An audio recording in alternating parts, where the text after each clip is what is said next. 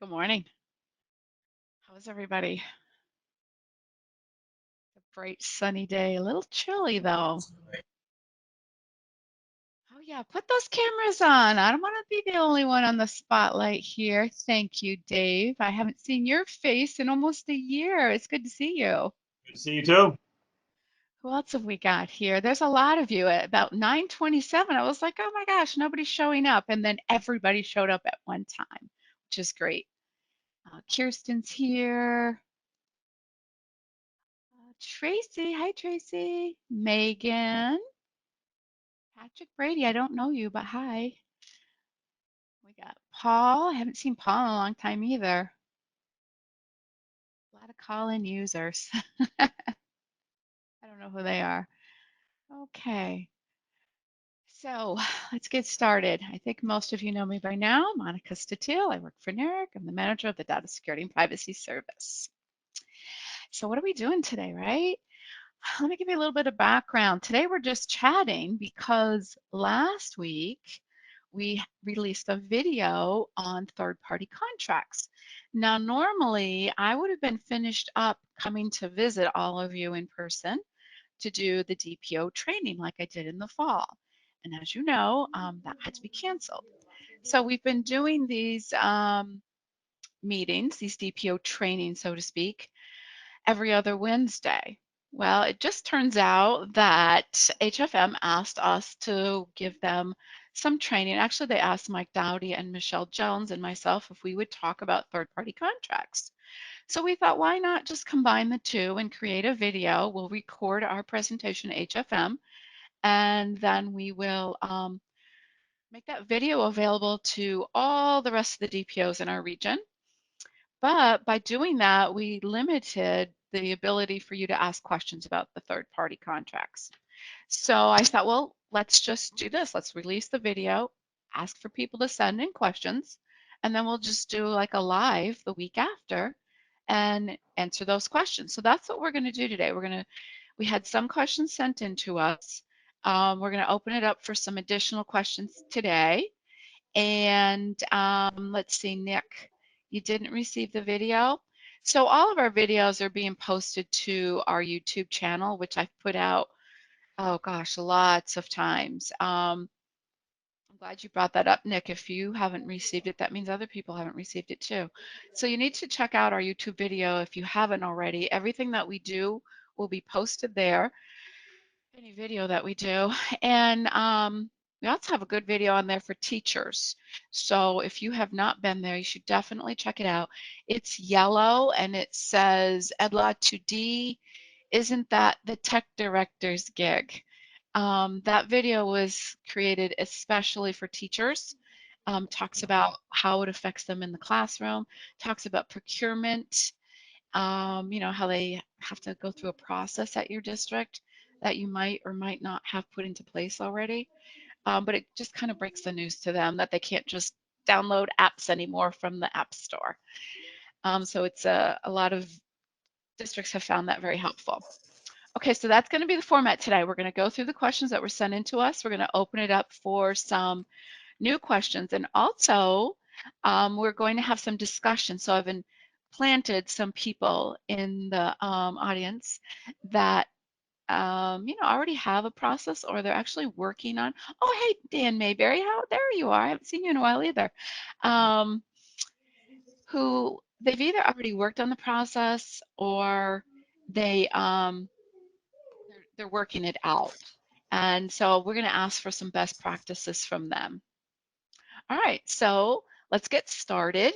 If you have any questions while I'm speaking, you can either put them in the chat and we'll get to them later if you're not comfortable talking, or you can wait until Vernay and I do our Q&A and then ask them. So Vernay, you want to start us off? Okay, good morning, everyone. So Monica, regarding click wrap agreements, if one district finds it to be EdLaw 2D compliant, can I assume that it would also be compliant for my district? No, you cannot. And I get this question, I'll be conservative and say once a week. There is not going to be a compliant piece of software unless they sign your bill of rights, or you purchase it from a BOCES and they've negotiated the contract. Now, what about free software that I get? Do I still have to negotiate a contract with that vendor? Yeah, that's a really good question because a lot of people say, well, or they assume because there's no contract that nothing has to be signed, and that's incorrect as well. And I do have some districts. I believe somebody up at Wishwe one time stood up and said, Monica, that's not true because I was able to get a contract from a district that was, or from a vendor that was free. So yes, you can send your data share confidentiality agreements to vendors who you do not have a contract with and have them sign it. So it's not really the contract that's important, it's the fact whether or not they collect PII. Okay, and on that contract that they're signing, does it just need to be somebody from the company? Does it need to be also somebody from my district? Okay, so when I saw that question, I was like, maybe?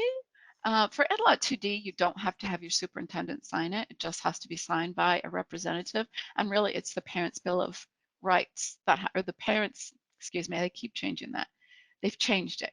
It's the bill of rights needs to be signed by the vendor, somebody from that company. But, the rest of your contract, I don't know what your processes are. Do you normally have your superintendent sign a contract? Probably.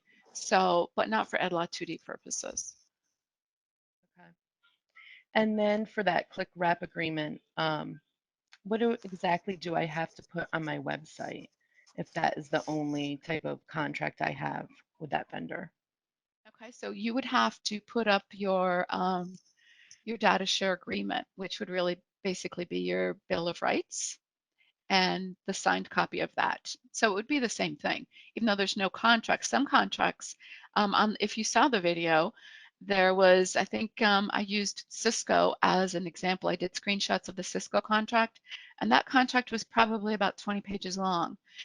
They were very thorough, but not all contracts are going to look like that. So if it's just uh, you say, please sign my bill of rights and my supplemental information, and you send that to them, and they sign that, then that's what you'll post up into your inventory tool as transparency for your parents. Monica, while Okay. we're on this subject, this is Keith. We have a question. Sure. What exactly is a click wrap agreement? Ah, okay. So a click wrap agreement is just a little catchy term that's used for if you go to a website and or an app store, and actually an app store is probably the best one to do. You download it, right? And as soon as it's downloaded, it pops up and it says, hey, thanks for downloading this. It's great. Please click here if you agree to our terms of service, TOS. And you click, right? Click, I agree. That's called a click wrap agreement. And what you're doing by doing that is it's legally a binding contract by clicking that. So I think a lot of people were not understanding that that's what they were doing when they were clicking those click wrap agreements, that they were signing on contracts on behalf of their district. So a lot of teachers did those I agrees to the terms of service, and they were doing it on behalf of their students and on behalf of teachers, or excuse me, and on behalf of the district. And you would never have a teacher sign a contract for a district. Is that helpful? Did that answer your question? Yeah, thank you. Okay. Renee? Okay, and then the next one, I think somebody had said they were Oh, looking for some examples of what the difference would be between a good and a bad privacy policy. What yeah. Can you? what are we looking for in a Okay. good one? All right. So there's. I didn't really show what to look for in a good one, but I did find there's privacy policies, and again, some of them are very, very long, and some of them are very, very good. But this one was fairly long, but they said pretty quickly, your personal information is shared throughout Oracle's organization and with third parties such as distributors or resellers, service providers, and public government and judicial and law enforcement entities. Right away, red flag.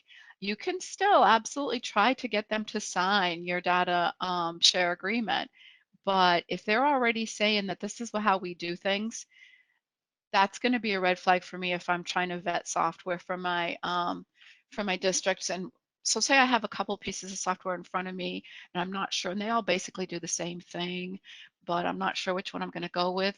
This certainly would be one of the factors. If I had to choose between the one on the top or the one on the bottom, and they sold the exact same thing, well, I'm just going to go with the one on the bottom because the bottom one already says we don't disclose anything to any other party except authorized representatives of Cisco or its affiliates, and they have a lot of language in there that says that they're not going to share without permission. So that might be a deciding factor for me that I'm just going to choose the one on the bottom versus the one on the top. So, on one hand, I know somebody saying, well, why do I even have to look at privacy policies? She just told us that if they don't sign the Bill of Rights, they're not compliant.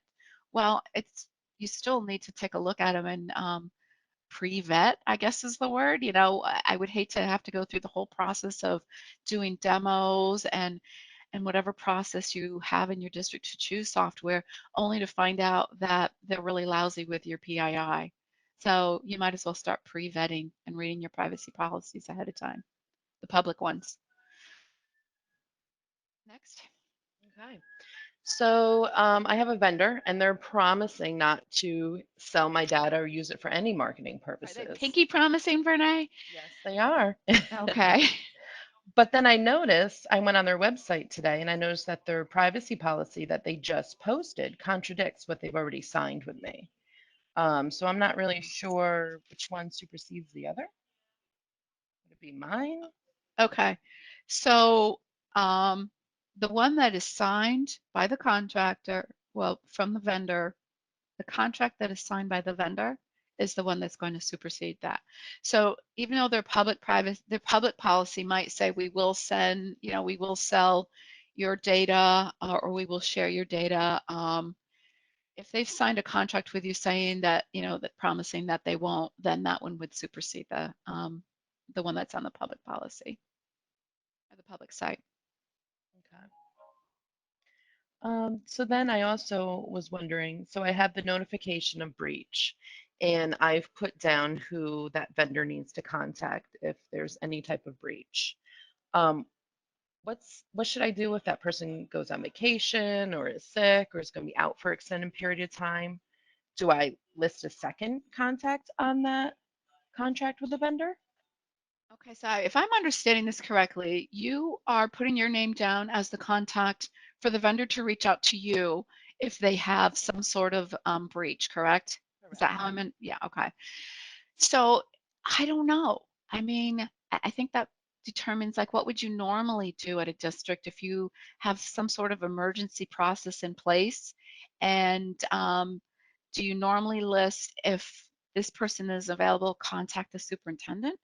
Or I think that really has to be worked out at the district level. The state doesn't say in the regulations that you have to have two people listed, but I think that's just best practice for whatever your district does. Maybe you don't have the superintendent, maybe you just have the main office.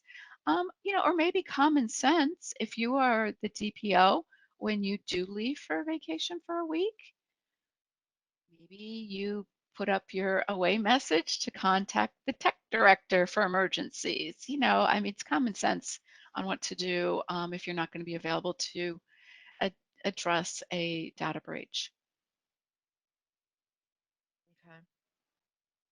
Okay. So on this contract that I have with vendors, so I guess I'm getting confused. What's the difference in the type of language I need on a statewide from a statewide vendor on the consortium as opposed to one that I'm doing on my own? They're not on the statewide consortium list. Okay. So actually, the language is the same. The statewide consortium, I've seen a couple of those data privacy agreements, and they're pretty extensive.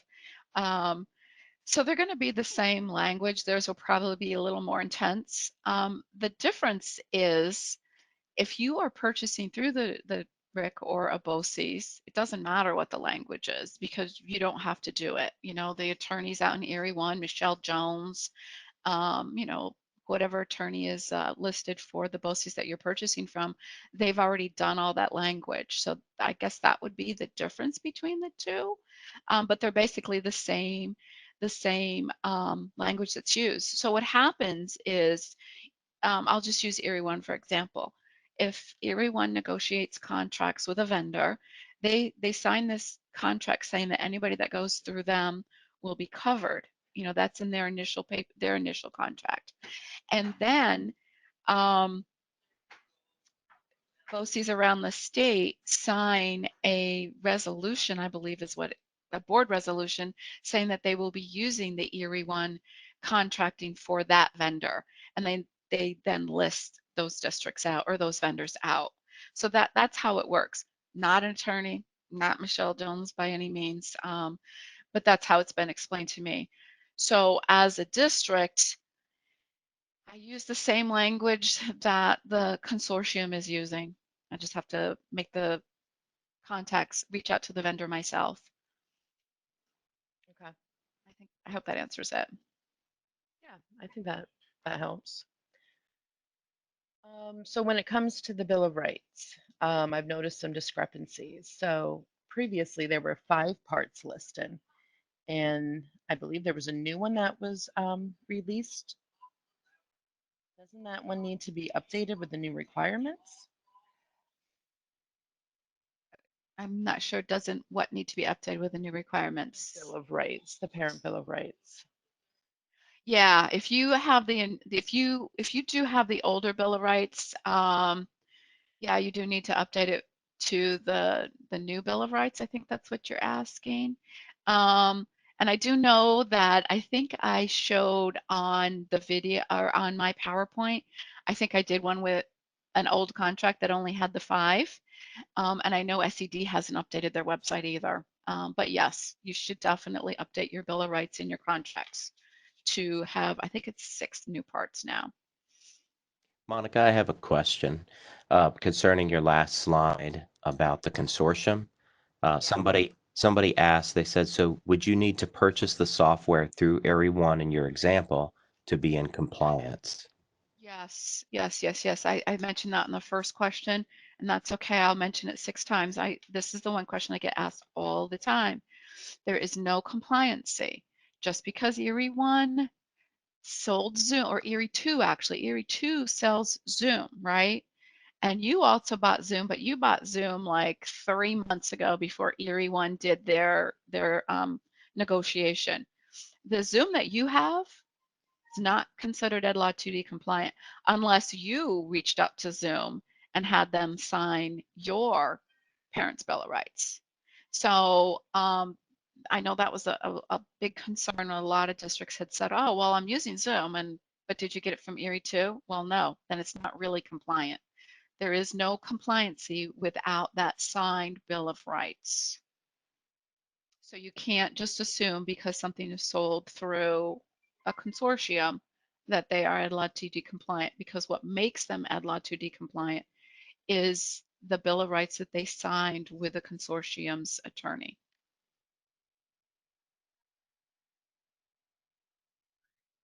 Okay, cover that. And I think you probably already answered this before, but I only have listened to you. So It's true. yeah, it is. Doesn't the district superintendent sign my contract, or who Not for EdLaw exactly? 2D. Nope, not for EdLaw 2D. They don't have to. However, you know, what is normally done in your district for contracts would still apply. So, the EdLaw 2D process does not supersede or take over your normal contracting processes. You just have to find a way to slip the EdLaw 2D into your current process. What's that going to look like? And we'll talk about that in a little bit. Okay. So can you recommend any good process for determining if an app is MLO 2D compliant Um, or if MLO 2D doesn't apply to that app? all right. So if it doesn't apply to that, that's actually the first and easiest thing to do. You need to see whether or not they collect PII. So maybe you're not sure whether or not an app collects PII. I had this happen to me. I've just started working on this stuff for NERIC, just because we have a lot of apps. So I'm trying to make things quicker and easier for Michelle Jones to go through some of our software. So she gave me an email the other day, and I'm just going to read you what she said to me because I thought this was a really good idea. And she said, please provide a letter of assurance stating that the vendor does not collect, process, manage, store, or analyze PII or confidential teacher or principal data. If the vendor cannot provide this letter, then they'll have to sign a data confidentiality agreement. And I thought, oh, well, yeah, that makes sense. I took that verbiage and I removed the vendor that I was struggling with. I couldn't decide whether or not they collected PII or not. It was actually a camera. And so I took out that and I just replaced it with vendor for the purposes of this presentation. So that's going to be my go-to move. I'm just going to, and I think Michelle does the same thing as well. Initially, if you're not quite sure whether or not they collect PII, leave it up to them. Send an email to your vendor and ask them, give me a letter of insurance that you don't collect it. And if they can't sign that, then your next step is going to be, okay, well, we're going to have to do the EdLaw 2D process, which is I need you to send me and then go from there. Okay, so now what if they sign that saying they don't collect PII? Yeah. It's like maybe, I don't know, like a calculator app or something like that. But you know me, I'm a worrywart. And I'm afraid that in the future, they might turn around and now start collecting PII. Yeah, I know. Again, everything I'm telling you, you should definitely run by your general counsel. Not an attorney, I didn't even sleep at Holiday Inn last night. So I can't say this with authority. This is just things that I am doing and figuring out. However, I think if you have them sign that letter of insurance that they're not collecting PI, that at least gives you some sort of leg to stand on if something should happen. But if you since find out that, well, they started collecting PII, that's awesome. Um, and they didn't let you know, regardless, you still need to then send them the data assurance, data security and privacy assurance policy, or yeah, statement of assurances. So many words. Yeah, it's not an easy thing to keep track of. I think it'll be easier for districts, next year and the year after it'll be even easier, but it's not going to be easy to get a grasp of this. But everyone starts to learn what it is that New York is going to require, including the vendors. And I've heard from some of the vendors that they're already like, okay, and they're coming out with some sort of a template that they're handing out that says, I have this, this, and this, give me your Bill of Rights and let me sign it. So I think we'll get to that place, the next year or two. Monica, I have a few questions on the chat. Can I read a few of them to you? Sure. Um, so going back to procuring software through Erie One BOCES or any BOCES for that matter, does the if the district procures it through BOCES, does the district need to sign an opt-in agreement? No, the opt-in agreement was very few. I say no. I've heard a couple of different things, so I can't say that with complete authority. Um, But what I've been told was no, that the opt-in agreement was only because of Google did not actually charge for anybody to use this Erie One's consortium negotiation. Like Microsoft, there isn't an opt-in. It's the fact that you purchase it through NERIC, who then in turn signs this board resolution with Erie One that makes your contract compliant. and your Bill of Rights is signed. So BOCES is signing the Bill of Rights on your behalf. And yes, there are going to be those probably on the call right now. They're saying, "Ah, my attorney has told me differently." So I'm just going by what I've been told. Okay, thank you. Also, someone asked if you could share the language with us. That's in reference, I think, to some of the vendor Oh, sure. contracts. Sure. Please provide a letter of insurance stating, yeah, I absolutely can. Actually, let me just do it right now so I don't forget. I'll put it in the chat unofficially. You can just copy and paste it. Perfect. And one other question, let's see, or a couple more. Do districts need to have these documents signed annually with vendors? Well, you normally do your contracts annually, right? Because you have to do renewals. So yes, it does not say annually anywhere that I have caught. Keith, Renee, you guys have read it as much as me. We haven't actually said annually. It's your contract. So how often do you have to redo your contract? That's interpretation up for your attorney. Okay, thank you. I think we're caught up on the questions. Okay, what's next? Okay. So the contractual language that's in at Law 2D, are we going to use that with all of with the vendors that collect PII? Going to be the same as the language we use with the vendors that don't collect PII? Well, I saw that question and I thought, oh my gosh, people, they don't have enough work to do without adding more work to it. But I don't know. I mean, I guess if you've already got a template and a flow in place, this is what we do. You know, we have our contracts, we have our vendors sign this. I guess you could hand them the same template that you're handing the vendors that do collect PII if you so choose. It's probably going to be blank and filled with a lot of no's. So I guess you could if you wanted to, or you would just normally sign their contract and that would be okay as well.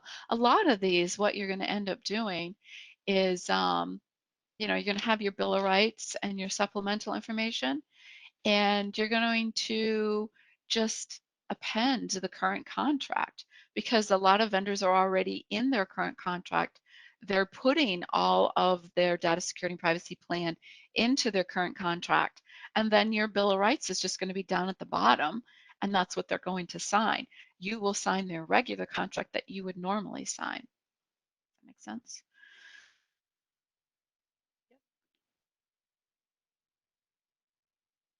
Any more? Oh, yeah, we do have a couple more. So we have vendors that provide services to back up our district services or student management systems. Are they subject to the same data sharing and confidentiality agreements that instructional software are subject to? Absolutely. Absolutely. So, yes. Uh, they actually probably have more PII than anybody. Um, but yes, they are subject to that. Now, somebody did say to me, let me fix that a little bit. If your data is not leaving your facility, if you're in it, your vendor does not have access to it, then I'm going to change my answer and say no. But if you are working with a vendor who's doing your backup in the cloud, then I'm going to stick by my original answer and say yes. So I guess you really have to just know where is your data going. If your data is never leaving your facility and you're putting it in the backup software, but it's still never leaving your facility, then no, you wouldn't have to do that. But if your backup is also in your facility and I know a lot of backup companies are doing this, they'll give you a certain amount of storage on-prem, and then in the cloud, they'll give you a certain amount of storage as well. So then you would have to get your data share agreement from those vendors. And yeah. Okay. More on that? They did have a follow-up question. Okay. They were looking for some clarification because they said that vendors seem to be uncertain with the requests that have been sent to them. Yeah, I think because a lot of people were just really focusing on instructional software so much for the last few years. And but it's, you know, if Barracuda's got all of your data sitting up in Arizona, that's probably one of the very first ones that you want to get a data share agreement with.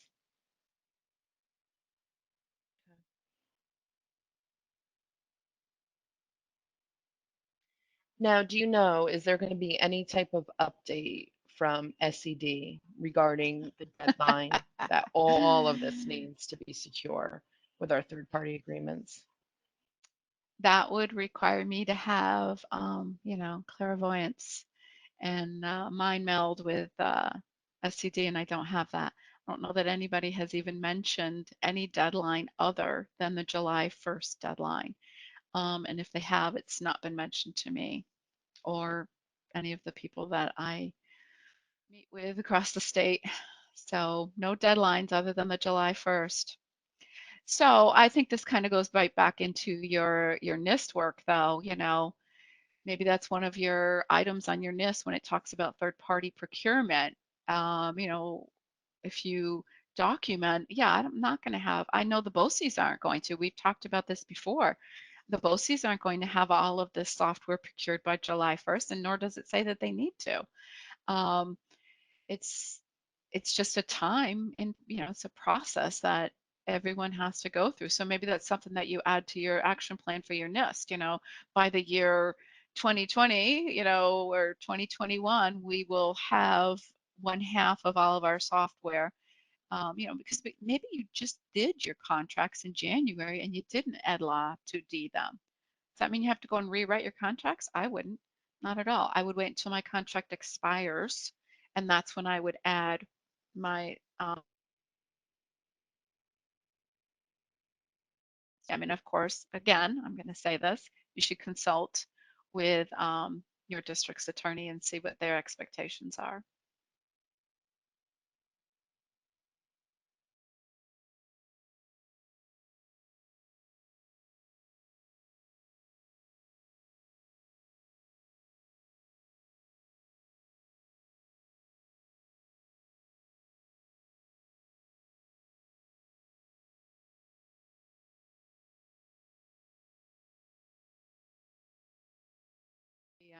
Take the conversations that they have with Tope when they're creating these documents.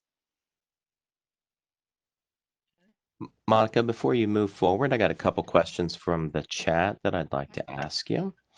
Is there any sort of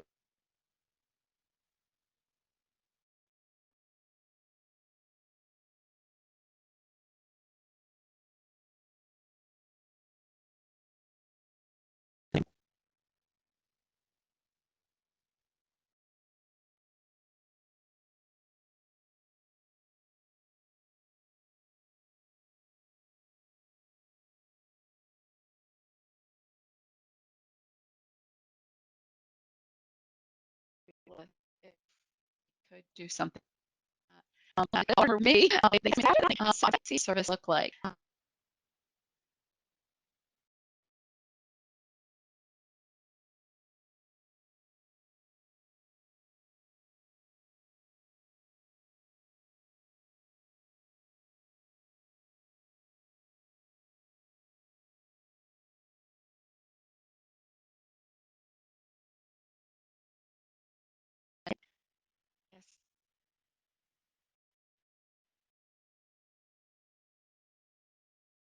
Yes. It would be very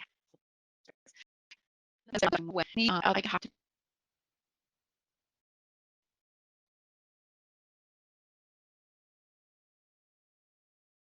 do that. on the New York State website? I'm not sure the question. What do you mean? I think if it's email address is listed for FERPA as PII, so I'm not sure what you're saying when you say it wasn't listed on the New York State. You want to clarify that? Okay, we'll give a couple minutes for Okay. So Kirsten to yeah, clarify in the chat on that. yeah, an email address is considered PII if it's, their first name, their last name, and their school.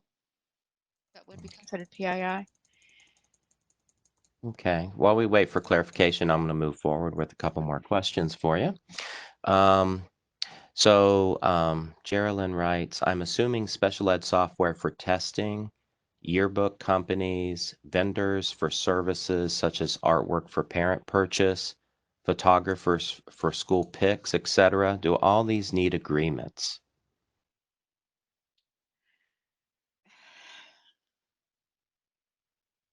They all collect PII. So yes, anytime you're given PII to a vendor and you're saying, hey, take care of this for me, then you should have them sign your data protection agreements, because they're saying, all right, I've got this precious data, and while it's in my possession, here are the things I'm going to do to protect it. And when we're done, I'm going to hand it back to you and we're done. So yes. Okay. Concerning a public-facing portal, I'm sorry, I lost my place. There we go.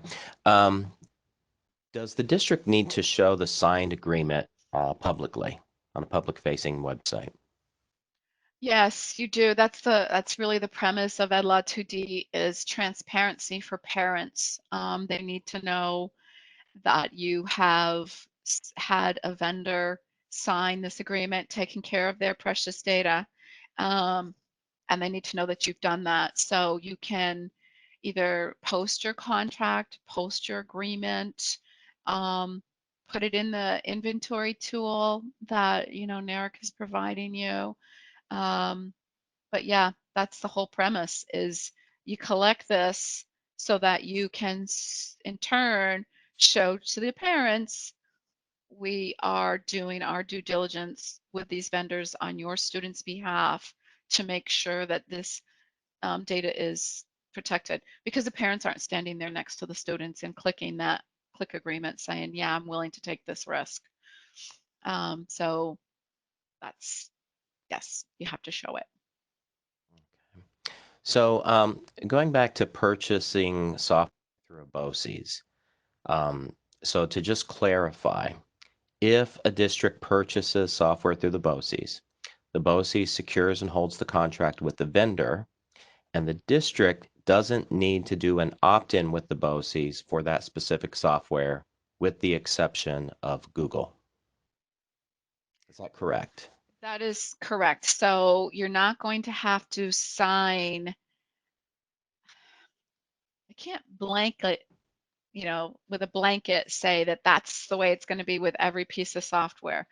But I was told that that is the case because the BOCES signs the contract with the vendor, and then your contract with the BOCES piggybacks off of the board resolution made with a vendor.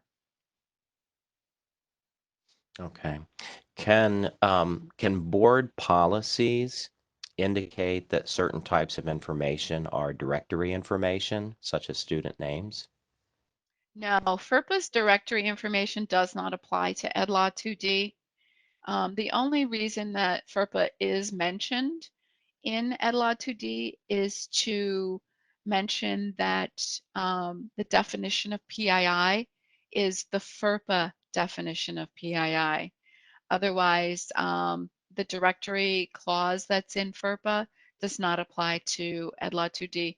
Otherwise, we could just list everything as directory information and not have to do any of this. Okay. Will the RIC1 software inventory tool eventually indicate if other schools have received signed contracts with vendors? That Yeah, would be helpful to yeah. determine whether they want to pursue it. Yeah, somebody else had asked me about that, I don't know, about a month or so ago. And I stuck Vernay on the development team for the inventory tool. So Vernay, can you answer that? Have you put that in for a request yet, or has that been talked about at all in any of the meetings that you guys have had? Not specifically if they've received signed contracts with vendors. I know right now the tool does let you know how many districts have added that to their inventory tool.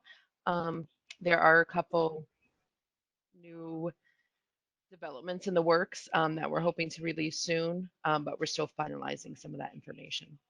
Yeah, I think we've talked about that before too. It does list a number of how many districts are using that, and I think my analogy for that was, we all like to feel good that we're not making the wrong decision alone, right? We're all jumping off the bridge together. So I think that that number is very helpful. Personally, I don't know that I would care whether or not a district is listed. I mean, I guess if Burnt Hills is purchasing it, it's okay if I purchase it. I don't know. I mean, I guess that's the reasoning behind actually seeing the district's names. Any other Okay. questions? Yeah. So to clarify about software purchases through BOCES again, right? So Mhm. if the district purchases the software through BOCES, does the district still need to post that signed agreement on the district's website? Yeah, that's a really good question. So yeah, you do. And that's where, you know, like right now, we are currently doing, my team is putting together a NARIC list of software that you can purchase from NARIC or CapVision BOSI as well. Right now, just NARIC. And the reason we're doing that is to make those contracts available to you to be able to link to from your inventory tool or your website. Or you can just, you can download them from our inventory tool and upload them to your website. You can download them from our inventory tool and upload them to your um, version of the inventory tool, however you want to do it. But we will be making those available to you, those contracts that we have signed available to you. And then in turn, you would, and Erie One is doing the same thing. I think that they are providing, that hasn't been determined yet. I have yet to see anything. All I've heard so far is they are putting the contracts in um, a SharePoint site, and I just don't know what that's going to look like if it's going to be access for the RICs to get in there and grab those links, or just to go in there and grab the contracts and then do something else with them. I don't know what it's going to look like yet. I know that for NARIC and CRB, we're putting all of the contracts that are going to be available to our districts that purchase through us in the inventory tool. And then how you access them will be a personal choice of your district. So, Monica, to clarify, what what exactly is required of the district to post publicly? Can they just post a list of vendors that they have contracts with, or do they No. need to post more? They need to post the list of contracts that they have vendors with. So that part is right. But they also have to post the supplemental information and the parent's bill of rights for each one. So if you have 5 pieces of software, which wouldn't that be lovely if that's all we had to deal with, right? You would list, the parent's bill of rights that's been signed by vendor number one, and the supplemental information from vendor number one. And then for vendor number two, again, you'd sign the parent's bill of rights that's been signed by vendor number two, and the supplemental information by vendor number two, and so on and so forth. And yes, it does seem redundant, and I've heard it all before. Why is the state making us do this? I don't know. They should have gone along the route of Connecticut, and I know you've heard me say that 100 times. You know, make the state determine what software is good to use in New York, but then we would lose our independence as individual districts. Okay. Concerning the software inventory tool, currently it has the vendor's public privacy policy there. Yeah. if a district uses that in their inventory repository and supplemental info, that public privacy policy does not necessarily reflect the agreement that may have been signed between the vendor and the BOCES. So is it problematic to have that show there? I think that just came up too. I think that they are, Renee, you would probably know this better than I. Aren't they looking to be able to block that from the Parents' Bill of Rights page? Yes. So there's, like I said, we're in development with some new added-ons to the inventory tool, and that is one of them. And we're just hammering out exactly how that's going to look. If it's going to be something where you can pick and choose which vendor you want their public policy to show. Will it, just some of the little quirks behind the scenes. But yes, it is something that's in development, and hopefully we find out within the next couple weeks what that's going to look Yes. like. So initially that privacy policy was put in there so that it would make it easier for districts to just like search for, I'll just say Cisco. I go to the inventory tool, I search for Cisco. Oh, there's Cisco's website. I click on it. There's a public privacy. I'm doing my pre-vetting that I talked about earlier. Yeah, okay, I see that 26 districts have already used Cisco. They've added to the inventory, so that makes me feel good.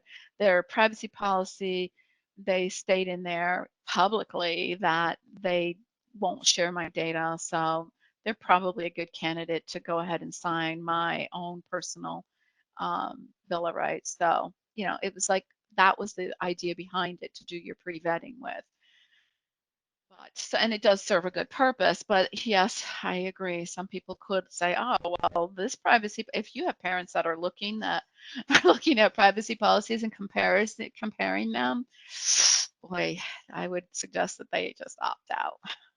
Well, you can opt out, so I don't know what to tell you on that one. Good luck. And we have another question. So is there a deadline for when all of this has to be posted on a school's website? No, no. Again, the only deadline has been July 1st for um, the data security and privacy policy to be posted on your website. The only deadline we've been given. All right, we're all caught up on the chat Good, because box we're running out of questions. time. We're running out of time. Do we have any more questions on your end, Vernay? Nope, that was the end. Okay. All right. So let's take a look here at, I'm actually looking at the screen before I couldn't see the presentation. All right, presentation based off. So I'm just going to literally go through this briefly, because you've either seen the video or you're going to go look at the video later. And I will tell you this, we will make this presentation available. So far we hadn't done that. We just did it on video form, but I put a lot of work into it. So selfishly, I want people to see it, but also I think it's got some good information. So let's just move on. Before we get started, though, I did want to mention this. This presentation is based off the RIC 1 Part 121, the Commissioner's Regulations Implementing Ed Law 2D Toolkit. So this right here, all right, you should all be familiar with this toolkit. Remember, during my DPO training in the fall, I said we've got one that's a workbook and one that's a toolkit, right? So I did the presentation based off of this toolkit, pages 6, 7, and 8. Those are the pages that you're going to want to spend a lot of time with, because that's the information that you need to get back from your vendors. So whether you use a blanket data sharing confidentiality agreement, I know Michelle Jones has put one out to a lot of you. I think I might have handed some out too on the WebEx. I think I posted it. So either you can use something like that, or you want to build your own type of template that you want to hand to a vendor and say, hey, answer all these questions for me. And then it's less work from you, but you're going to build all of that off of pages 6, 7, and 8. And I think I even color coded them. So let's move along here. Okay, requirements related to the third-party contracts, your data confidentiality maintenance, that's just your normal contract that will say they are going to take care of your data in accordance with the law and with your data security and privacy policy. They have to show their data security and privacy plan. And in that data security privacy plan, you will see all of these things have to be in that data security and privacy plan from the vendor. The supplemental information, a lot of crossover between the data security and privacy plan and the supplemental information. And then that would, so page 6 is blue, the data security and privacy plan. Page 7 is yellow, the supplemental information. And page 8 is green. Now don't look at the book and say, I don't see a green page, Monica. Not in the book, but on this presentation, I just wanted some color coding to keep it separate. So page 8 would be green. And page 8 is really a lot of duplication again of things that are on page 6 and 7, but for whatever reason, they also threw in a couple of other things. So I guess worst case scenario, if you're like, Monica, I just can't deal with 6, 7, and 8, just go to 8, all right? 8 should keep you covered.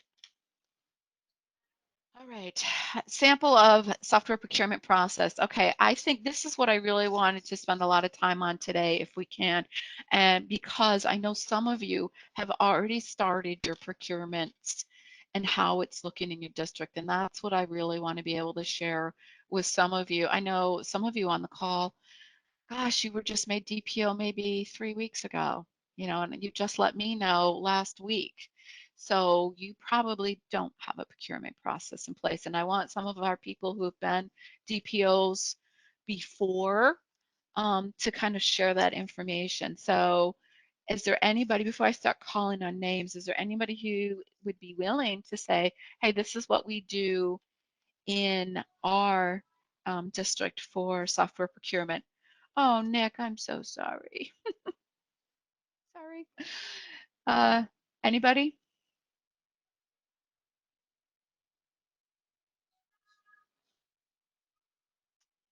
I'm just gonna call on names or start asking questions. Let me look who's on the call here. I've got Paul on the call who's drinking some coffee. Paul, I got Tracy.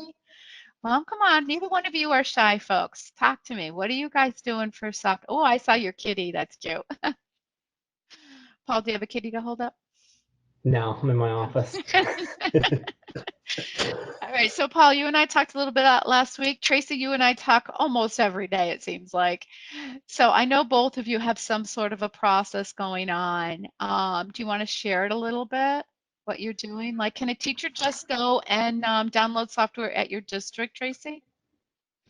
No, they're not supposed to. That's does that mean they don't? No. No, they can't download, but as far as getting them to comply with not using a free app, a free web app, that's still a little bit work in progress. But our whole software procurement process is we have a big meeting tomorrow. We're actually still finalizing that, believe it or not. After all of this, we're trying to really refine it and get it right down to a science, so that it makes sense. But in general, you'd start.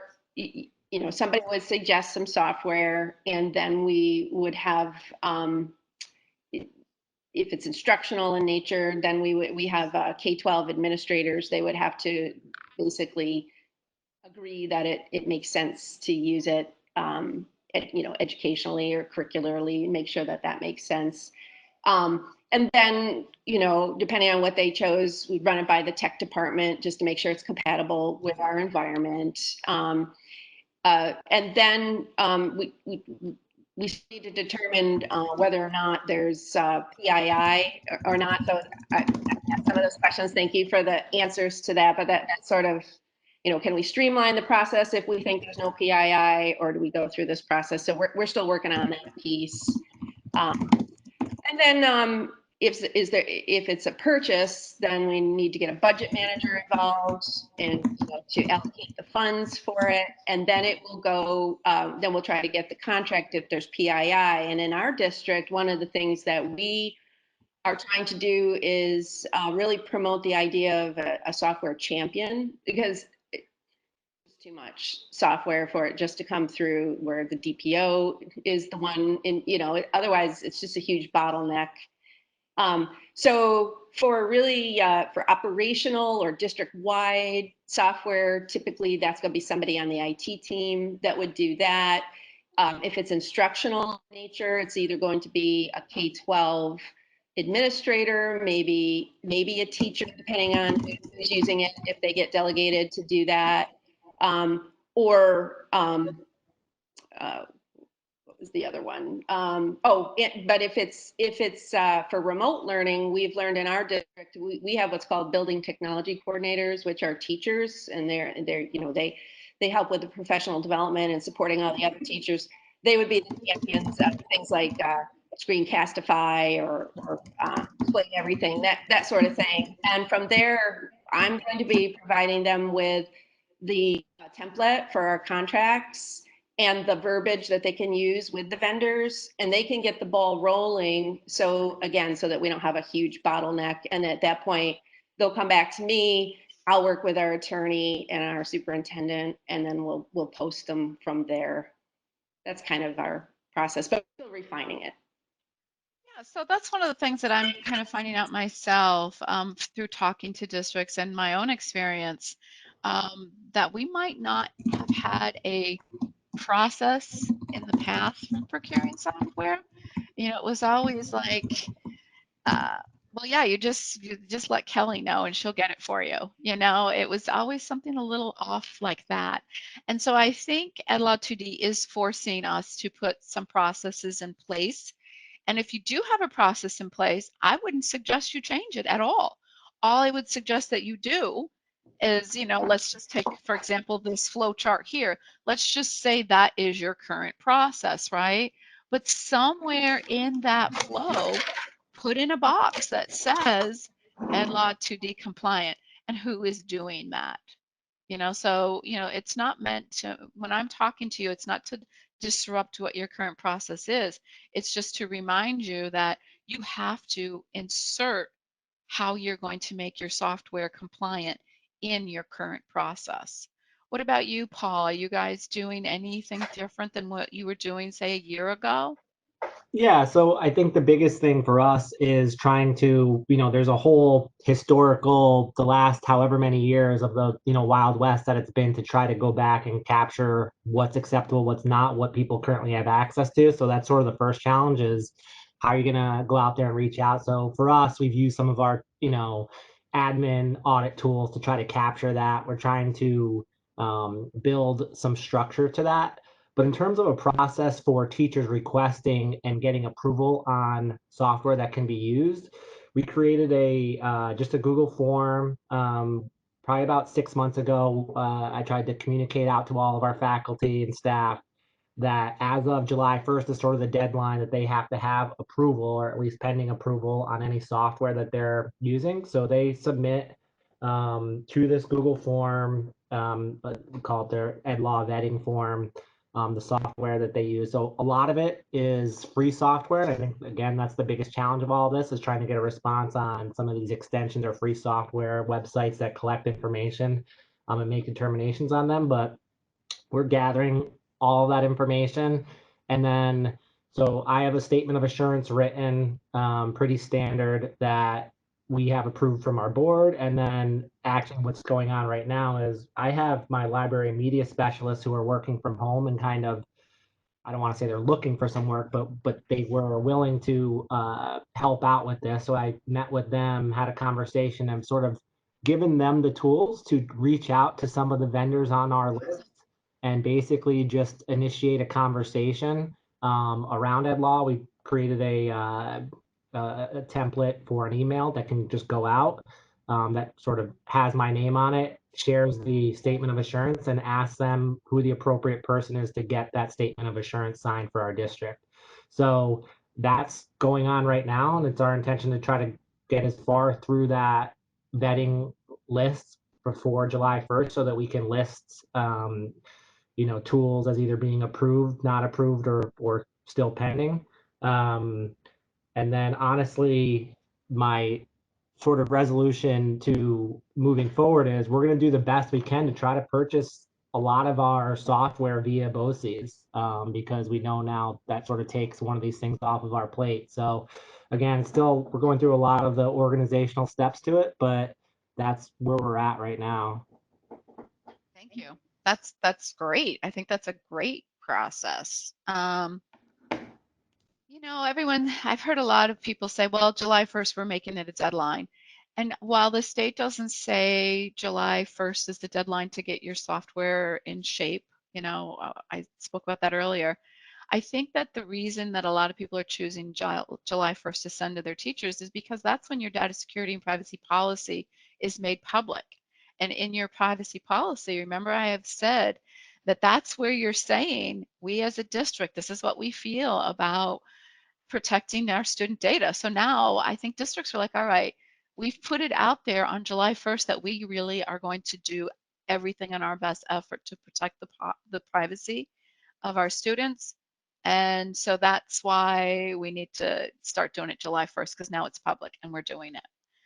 So there's no deadline, but Paul is amongst a lot of people who are saying, yeah, well, July 1st, that's when we've committed to doing it. So that's where we want to do it.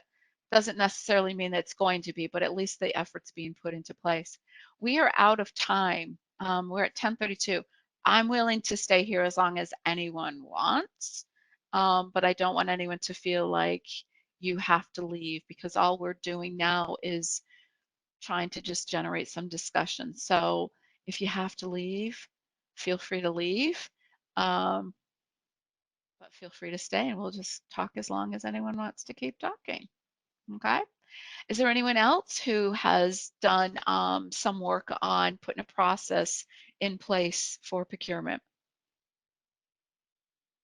that they'd like to share and they think is finding well, or they've tried it and it's not working? We thought this was a good process and we found out after a month that it was not working. Does anyone want to share that?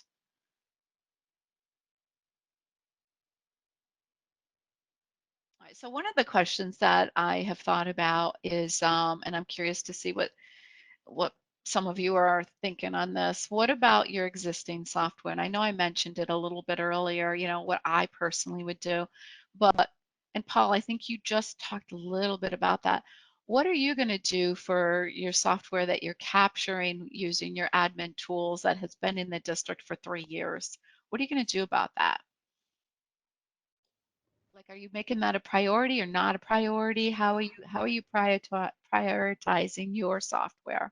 We're doing our best. I guess the tricky part is that when we ran our, it's the extensions and things like that. So we have like 2,200 extensions in our domain that we have users using. So some of that is stuff that we've pushed out to the district, and some of it is stuff that has like 2 or 3 users on it. So I can't really tell you how we're going to break down and prioritize, what's what. But at some point in time, we're going to move to a point where we're not going to make, our process has always been that students have to have the extensions whitelisted through our Google domain. Teachers can go to that Chrome Web Store and download them regardless. That's going to be changing. So now it'll be only software that's whitelisted will be available for download in terms of extensions.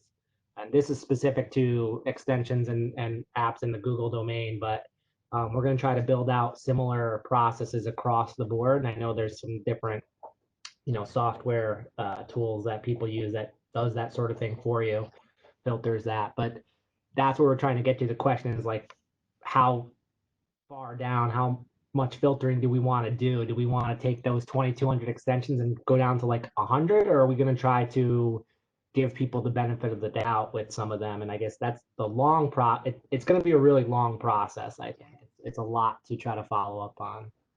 I would agree. And I think this kind of goes to a question that I see in the chat. Nick was wondering, like, so what do we do? Do we start blocking sites and vendors that aren't compliant? And I think the state doesn't say that, but I shouldn't even say a but. I know that that is some districts' plan of action.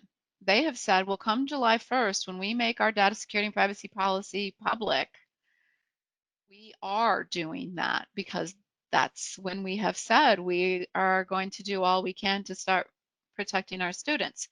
But they're also putting a process into place wrapped around that. They are not just blanketly, you know, turning everything off July 1st. And this, I will tell you this was also told to me before COVID too. So, you know, they weren't working from, you know, kids weren't doing remote learning. So that might change their thought process a little bit more. I don't know. I haven't talked to them since that. So that was a good question. All the rest. Anybody else have a process in place? Eric, what are you doing out there? You doing anything towards this yet? Have you started? Did Eric leave? Oh, Aaron is here. Aaron, do you want to talk a little bit about what your process is out in Troy?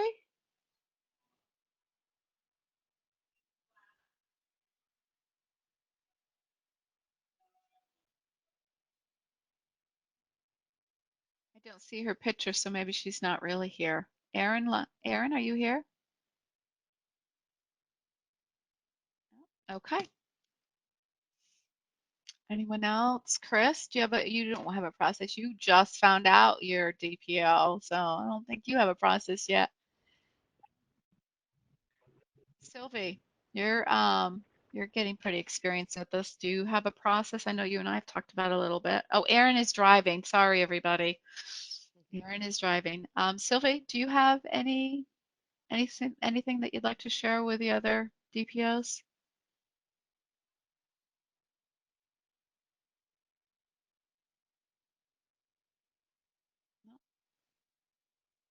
Monica, I have a couple of questions from earlier in the chat that I could share with you. So, Hang on one second. Sylvie's answering though. okay, So yep. Sylvie is listening though. He can't talk, but he is trying to do some other stuff, but he is listening. Thanks, Sylvie. And Nick says, we do have a process in place similar to the others, but we make it a heavy lift on the teacher and forces them to do the research. Yeah, I firmly believe in that, to be honest with you. And I know our teachers already have so much to do, but the reality is, so don't you. Keith, go ahead. Okay, so the first question is, once each district gets to the point that they post the contracts, would it be possible for NARIC to collect the URLs of those districts' software inventory tool Bill of Rights page and share that with the group? Oh, yeah, that's a good idea. We did talk about doing like not doing that, but I know Renee and I were like, all right, so how can we see, how are they going to be able to see ours? And because we can't share it within the tool. So what we're going to have to do when ours is finished is we'll just, put it on our website or we'll send it to you and in WebEx and an email and Pigeon and every other way I hand out information. Um, but that's a really good idea. I would not, I can tell you it's not going to be a priority for me right now because I have so many other things that you guys are asking for. But yeah, that's a great idea. Just to have a page where everybody, I think I would have to want to, make sure it's okay with everybody. I wouldn't just go ahead and collect everybody's Parents' Bill of Right link or website, whatever the districts are using. I think it would have to be something that would be committed upon. The districts are saying, yeah, here's my website with all of my contracts I want to share with my fellow districts. But yeah, great idea. And Monica, are you aware of any sort of master list of sales reps' contact info that seems to be a struggle sometimes in being able to reach the right person. Absolutely. So on that note, I just got one. I spoke to one of my salespeople, kind of chided them a little bit, and said to them, quit going out to these districts and selling them software unless you're going to sell them EdLaw 2D software. I said, and not only that, if you're going to sell them software, at least provide them with a contact information. And so I did get a vendor to send me um, all of the software that NERIC provides to districts. I was able to get all of their contact information from this one vendor. So if you happen to, and that will be obviously that will be on our NERIC inventory tool, but I would just ask your vendors, like say you go to CDW, then not I hate to say it, but CDW is who I checked with. I was like, we get a lot of software from you. Start handing over these contact informations. So if CDW is one of the vendors that you work with a lot, just ask Dana and Chris for the contact information. And they know now. I mean, we had a pretty lengthy discussion, when was it, Friday afternoon, I think, about, EdLaw 2D and what districts. And I know Chris has been working a lot with like Erie One and Go Guardian, trying to get that all worked out. So they are aware, but I don't think they really actually made the connection of what they were doing and how difficult it was making it for districts or NARIC for that matter. Dana's just trying to be helpful and, sell you what it is that you're asking of, and that's nice. However, I asked her, just take that next step and say, oh yeah, Go Guardian is very familiar with EdLaw 2D. They just signed the contract from NARIC, and even though you're not going to purchase it from NARIC, you're going to do it on your own. Jeff Starks is the guy that you're going to want to talk to, and here's his number. So, I mean, I was very specific, like, please do the districts a favor and start making this part of your conversation with your vendors and your districts. If that's, if you really want to be helpful and make sales, that's what you need to do. And we have one other question, and that question is, who do we contact to find out which Yeah. software BOCES currently provides? Okay, so that list, I know, Ken, you're on the morning call, the tech director's call, and I think it was, gosh, now it's probably been a month now. Can't even believe that. Michelle handed out a list of software that she had contracts for, and that was a very small list. And then I had a bunch of other people contact me offline and say, nope, where's the stuff that we buy? So I'm working on that list right now. It should be fairly soon. It should be ready for public release. And again, I'll put it in all the places that I reach out to you guys for. I think we're up to, and right now I just have NARIC. And yeah, I see that, Sylvie. It's going to be just NARIC for right now. CRBs, I've been working with Michelle Jones. I don't know if she has a list yet. But for now, I will have just NARIC, and then I'll have to see what I can get from CRB to follow up with that. Is NARIC helping to push other BOCES? Like question. I don't know that I can say that at my level, no, because I have the DPOs coming to me and saying, what can I do? So I don't speak to the procurement people at Questar um, or Wish We. So I don't know, unless I can't answer that because I don't know. I don't know if Michelle Jones is actually working. I don't think so. I don't think that Michelle Jones is actually working with Questar because she's counsel for CRB. I don't know if Anita's having those conversations at that level. That would be wonderful if they are. I'll mention something to Mike Dowdy, because he has those conversations with Anita. It's just not me. I'm kind of low on the totem pole, guys. So I can't tell a BOCES, hey, get your list done. They're going to say, who are you?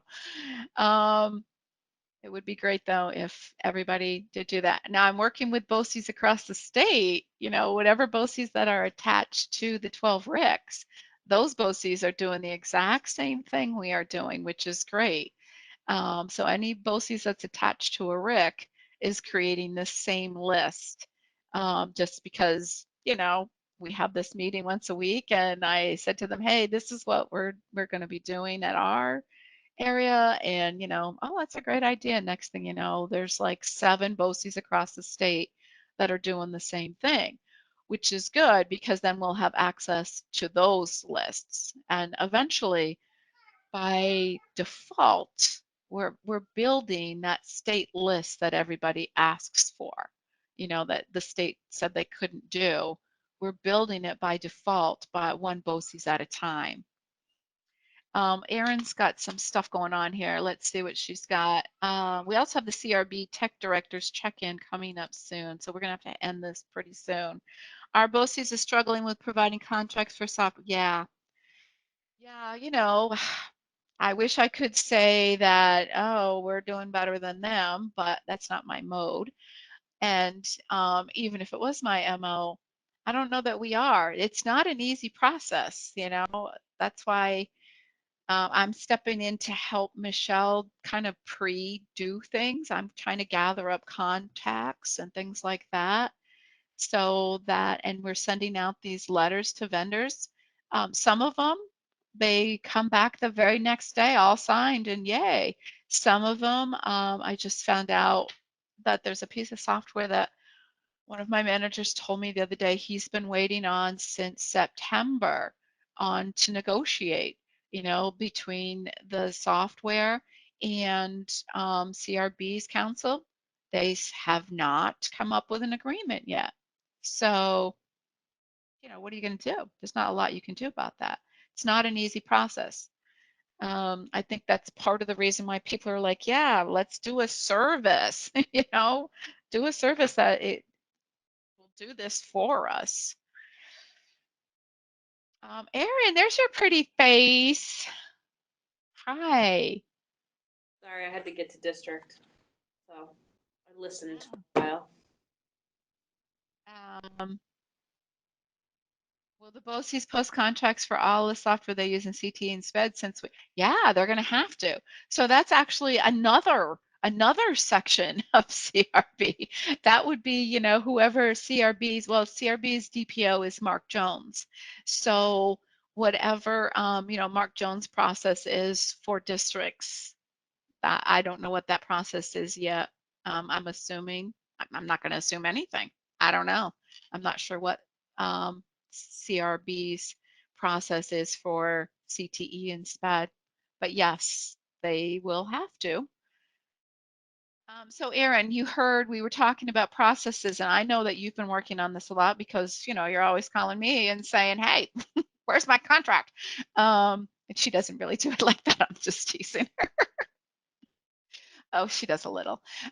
So what is your procurement process at in Troy? How are things changed for you since last year? They haven't changed a ton, to be perfectly honest. Okay.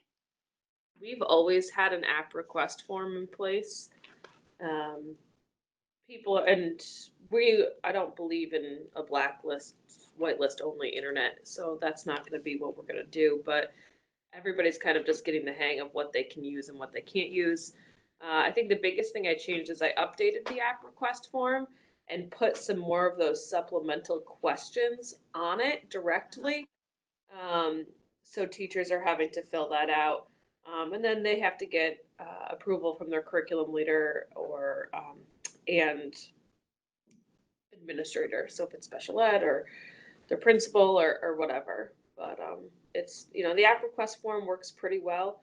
And we have a couple blanket, lists of apps that are already approved. So we're just trying to get contracts and teach Are you people. finding vendors receptive to you? Um, yeah, actually, some of them have become more receptive. Even some of the free vendors have been surprisingly responsive lately. Um, So would you agree when I say, I think this will get easier as time moves forward? I think it'll get less annoying. I don't think it'll get easy. Okay. I think it's gonna That's fair. just, it's busy work. It's just always gonna be busy work that we have to do every year, um, for no stipend. Um, so it just, it just is what it is, you know? But we'll be, it's fine. We're working through it. I'm taking my time. There's no deadline, so I feel no pressure to get this Yeah. running. Like I'm just telling people, can only use what's compliant. And if they sign our contracts, then sure. And I had a math teacher adamant on using something, and she went out and answered all the questions and got the contract signed. I said, go ahead, use it. There you go.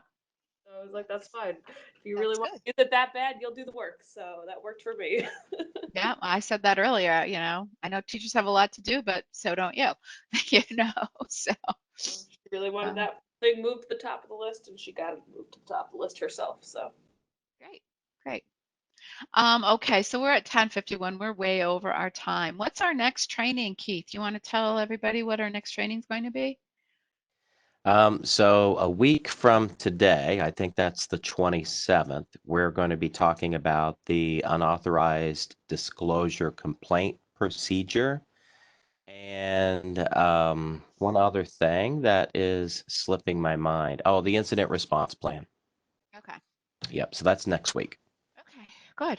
Um, Thank you all for joining us. I know this wasn't like a true training, but I just felt because we didn't have, we did the software procurement process and a video, and we didn't have this opportunity to chat like this, that we needed to give you an opportunity to do some follow-up questions and stuff.